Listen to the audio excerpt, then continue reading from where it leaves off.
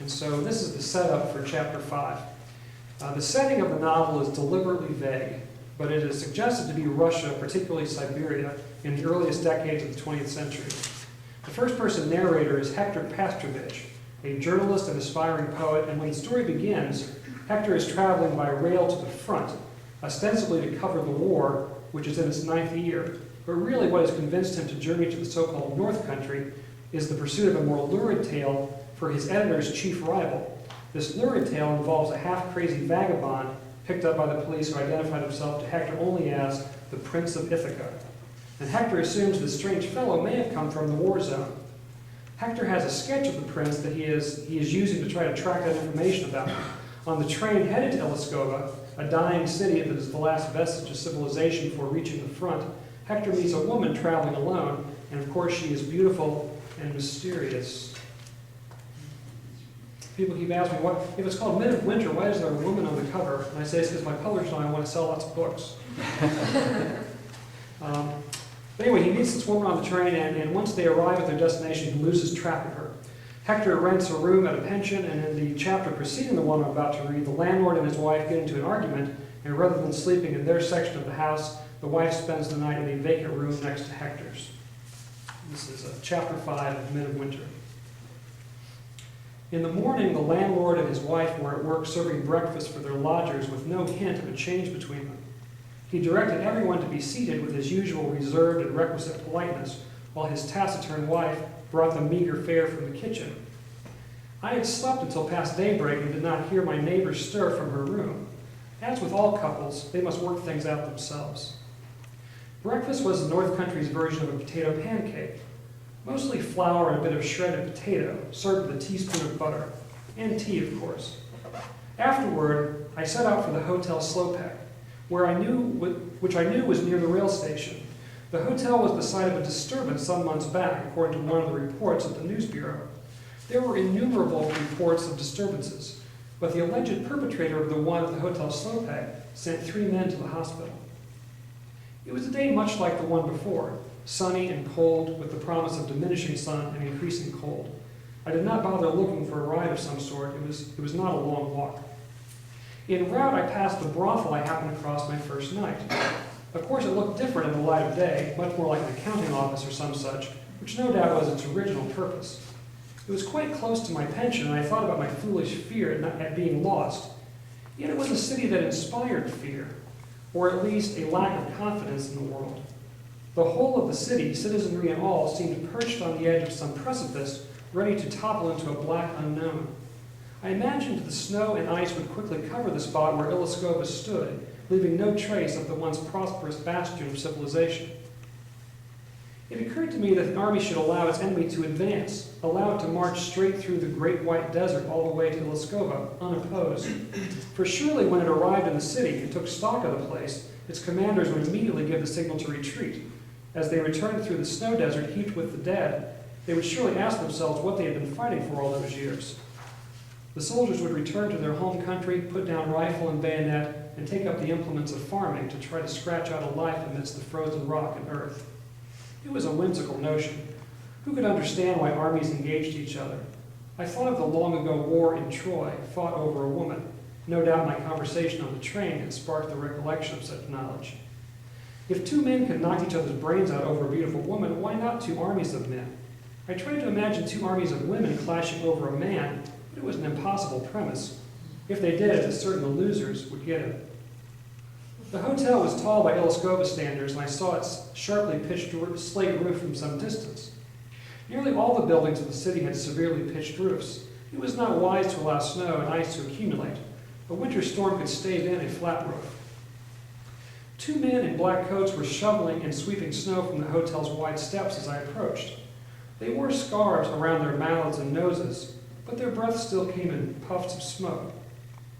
The facade of the Hotel Slopek was cream-colored stucco, and there was a high, pointed arch over its entrance. I went through the heavy doors and stamped the snow from my shoes. The lobby of the hotel had a high ceiling, almost as high as the rail stations. Windows near the green-painted ceiling allowed in a copious amount of light, casting a verdant glow throughout the lobby area.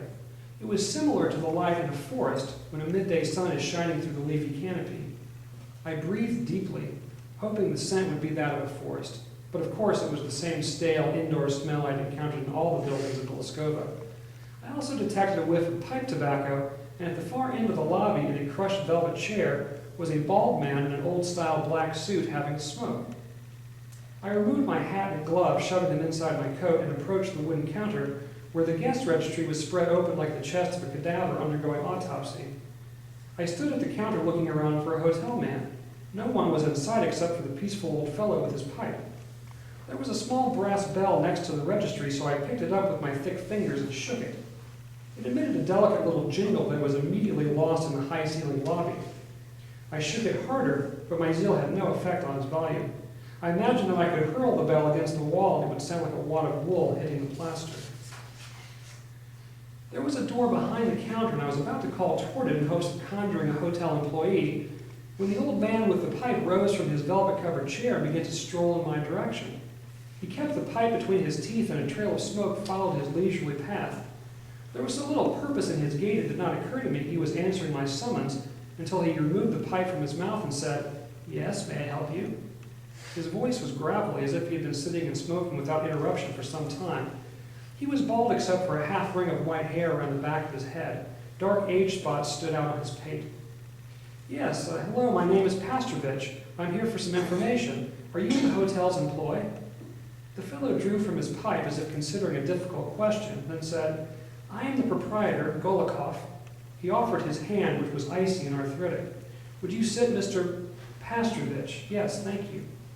We slowly made our way to the velvet-covered chairs. I unbuttoned and removed my coat, then folded over the back of one of the chairs, which was low to the floor on thick, dark wood legs. I sat and located the sketch of the Prince of Ithaca in my valise without removing it. Meanwhile, the old fellow was smoking peacefully in his chair. I suspected he would not care if I never got to the point of asking him questions. He would probably soon forget I had mentioned it. But I began. "Mr. Golikov, it appears the hotel is not overrun with guests." With the pipe in his teeth, he said, "No, sir. I would not describe it as overrun, not for many years now. There was a time when one could not obtain a room without having some little inn with the family. Fine gentlemen, gentlemen of business, and their wives filled the hotel." "The family?" "Yes, the Slopek family." He removed the pipe for a moment and exhaled a great cloud of smoke, then returned it to its place. "A fine family indeed, pillars of the city. There was a day when Vlad Slopek had the ear of every noteworthy official." I had the impression these were thoughts that ran through old Golikov's head, sitting here in his velvet chair in the abandoned lobby, that ran often through his head, but I had given him the opportunity to speak them aloud. I had noticed on a wall of the lobby the portrait of a regal-looking gentleman in a blue coat of military cut. The figure had an aristocratic brow and an intricately trimmed beard. It must have been an oil painting of Vlad Slopek. I said, "Do any Slopeks remain? Do they still own the hotel?" He glanced down at the floor as if the answer could be found there. A single Slopek, Vlad like his grandfather, but not his grandfather. He held the bowl of his pipe and chewed the mouthpiece for a moment. "Does this Vlad Slopek live in the hotel?" I asked. "He has some rooms. There are plenty of rooms these days." I thought perhaps Vlad Slopek may be worth interviewing if I was in the market for lurid details. I switched to the business for which I had come. "Mr. Golikov, do you recall an incident of some 4 months ago, a man who was arrested at the hotel?" I had nothing in hand still, no notebook, no pencil. I wanted to keep the mood conversational. "A man arrested," he repeated, smoke seeping from his lips. "The police are not a presence any longer," he said. "They too have gone elsewhere." "Yes, but 4 months ago, or longer, perhaps my information is not accurate. The police were here, and they arrested a man because of a disturbance. Do you recall it?" The old fellow was lost in thought, as it were. He sat smoking, his eyebrow drawn down, almost covering his eyes. I had nearly given up on him when he said, "There was an episode. It involved a woman, if it is the incident of which you inquire." He stopped suddenly, recalling something. "I think I should not discuss it." "A woman? A guest at the hotel?" Golikov worked on his pipe more quickly, the little puffs of smoke a barometer of his agitation. He did not look at me. I took a stab at the truth. Was this woman a prostitute? The chill air around us became thick with tobacco smoke. It seemed I would get nothing more from the old man. I looked around the empty lobby thinking there must be someone else I could interview. I recalled the workmen on the steps but was skeptical of the help they could provide. Figuring I had nothing to lose, I removed the sketch of the Prince of Ithaca from my valise. I held it out for Golikov to see. Was this man involved? At first it did not appear that Golikov even saw the drawing. I wondered if I had chosen a lunatic to question, if he had fabricated his recollection of the incident, if there was no Vlad Slopak at all. I was about to return the sketch to my valise when some emotion began to form on Golikov's wrinkled face, slowly, like frost forming on a window pane. It started with increased furrowing of his brow, then spread to his eyes, to his mouth. Yet it was not precisely recognition that I saw in the old man's countenance. "You know this man?" I said, half question, half statement. He took the pipe from his mouth and reached out with his other arthritic hand toward the drawing. I assumed Golikov was going to take hold of it, but he merely touched the prince's rough likeness with his trembling fingers. He said in his raspy voice, "You know this man?" Half question, half statement. I considered my complicated connection to the prince. "Yes," I said, and it did not feel like a lie. "How do you know him?" "He was here." He moved his fingers away from the drawing and pointed toward a shadowy corner of the lobby. I looked almost with a sense of anticipation, as if I might see him there, not lurking in shadow, but rather standing erect in a beam of sunlight, truly like a prince. He was not, of course, and Golikov resumed without prompting. "No one knew him, so it was said after." He lowered his arthritic paw to his lap and continued to stare at the phantom prince in the corner. I discreetly returned the sketch to my valise. "It was summertime," Golikov said. "People were in the hotel, eating, drinking, friends of Vlad Slopak. Plates littered the lobby, plates with discarded food, chicken bones with meat still upon them, crusts of bread, melon rinds, and bottles of wine and of vodka, so many bottles." Golikov remembered his smoldering pipe and placed it in his teeth. He took a long draw, and I was worried that the tale was finished. "What about the man?" I said, pointing to the phantom in the corner. A long moment passed before Golikov said, "They noticed him there, picking through their food, through their garbage. Vlad Slopak's friends. They became angry, or they simply wanted to be angry. He desired only to take the scraps and leave, but they had him in the corner. Drunk, they were quite drunk. I thought, I must call the police, but policemen were there, among the friends of Vlad Slopak." Golikov rubbed the wrinkles in his brows as if trying to remove them, or perhaps he was attempting to purge the memory. He puffed on his pipe and was nearly out of tobacco. "The stranger's eyes," he said, "darting to and fro like the eyes of a caged animal. I did not know what to do. Then there was the crashing." "Crashing?" I scolded myself for interrupting. "Yes, upstairs." I looked at the wide staircase, once grand no doubt at the far end of the lobby. Golikov went on. "Vlad Slopak and one of his ladies, she was half down the stairs clinging to a sheet to cover herself. She held something in her hand, a broken bottle. Vlad Slopak was at the top of the stairs laughing. He held his sides, he laughed so hard. He had no modesty. She pointed the bottle at him. She warned him. Golikov mimicked her motion with his withered claw.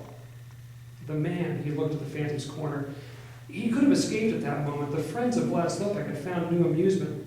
But he did not. He pushed through them. He went to the lady on the stairs. She was not frightened of him. She accepted his protection immediately." Golikov's voice had trailed off. I wanted more, but I was patient. Golikov's eyes wandered the empty lobby, perhaps as much as the strangers had that summer night. I realized my toes were numb with cold. I wiggled them to try to regain some circulation. I could imagine the end of the story, of course, assuming the News Bureau dispatch was at least partially accurate. A fight ensued, the stranger did some damage, but was ultimately overwhelmed by their numbers. Yet I wanted something more from Golikov, some detail that was not in the official report. I noticed there was spittle on the old man's stubbly chin. Perhaps all this was only half remembered, bits and pieces of childhood recollections sewn together with rumors. I was on the verge of giving up when he said, "Like a queen, like a queen." "What? I'm sorry, did you say something about a queen?" I ached to take my notebook from my pocket and jot down some of these details, but I did not want to spook old Golikov. "Yes, like a queen. The stranger took the sheet from the lady and spread it about her shoulders like a queen's robe.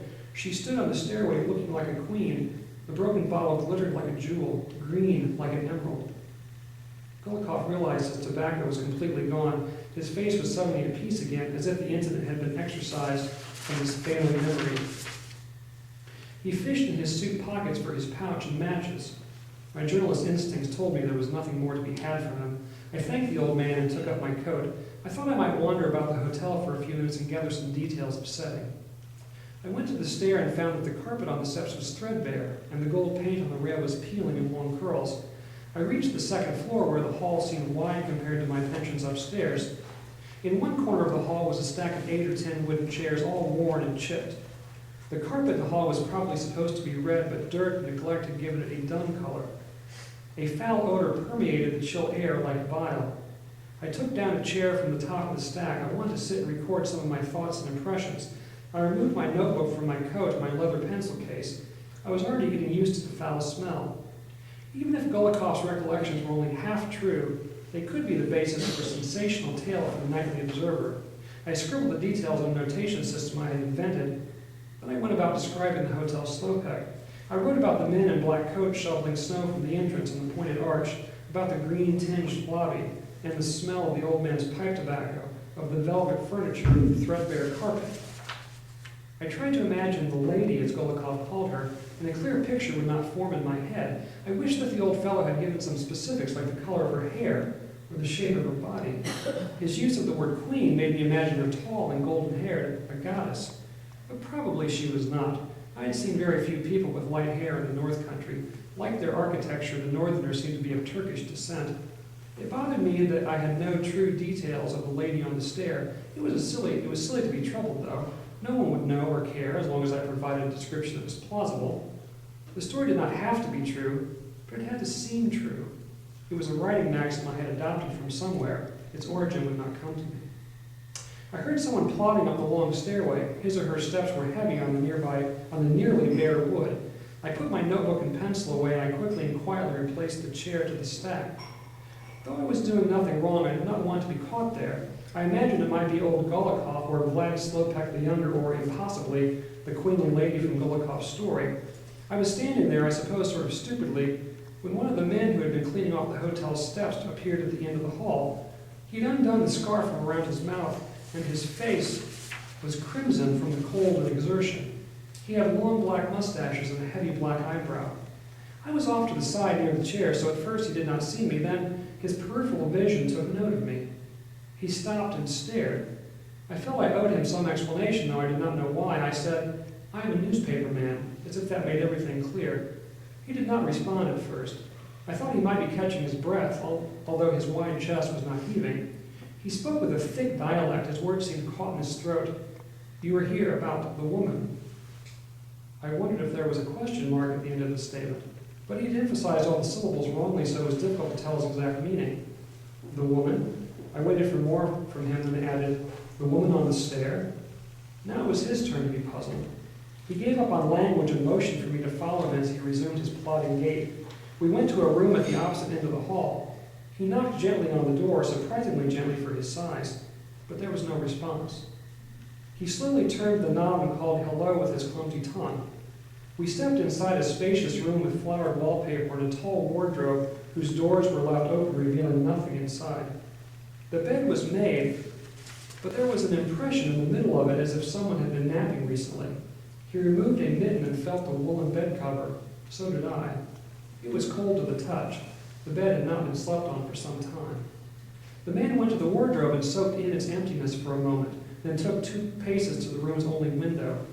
A lacy blind was half drawn over the window's double panes. Using his hand still in the mitten, the man lifted the blind aside and peered down to the street, perhaps looking for the absent woman. "Who was she?" I said from behind him. He did not respond, possibly not comprehending my meaning, but I had the impression he was not in the mood to speak in his or any other language. I knew it was not the lady from old Golikov's story who had occupied this room, but who then? And why did he think I might have anything to do with her? I tried one last time. Perhaps she will return. He said something to himself, a mumble of his native tongue, without turning around. That is how I left him there, staring out of the second-story window, perhaps continuing his quiet soliloquy after I had gone. I returned to the lobby, which was completely vacant now. Even old Golikov had taken his pipe elsewhere. I exited the hotel's doors and went down the steps to the boardwalk. I began walking back toward my pension. I looked up at the second-floor windows. but with the daylight's glare I could not pick out the one behind which the black-coated man watched the street. Years before, I wrote a juvenile poem about a ghost sentry who stood watch atop a castle all night. I recalled the poem just then and a line from it. The spirit spied the battleground once soaked in blood. I wondered what had happened or what had become of the poem, awful as it was. Probably Tasha, narrator's wife, had thrown it out in one of her tirades. No doubt that is why I carried so much of my work with me. In my valise, it was safe from Tasha's pendulous mood. Clouds were gathering, but the sun still had the upper hand. I thought my trip to the Hotel Slopek had been a success. I was confident now that the so-called Prince of Ithaca had been in Ilskova, and not so long ago. Yet his behavior here made him no less enigmatic to me. Where else had he been? He also called himself traveler and nobody. Perhaps a soldier deserting battle would think of himself as such. These were my thoughts as I moved along the city street, my valise feeling light in my hand and my breath smoking before me. It was becoming a good day, indeed. Thank you.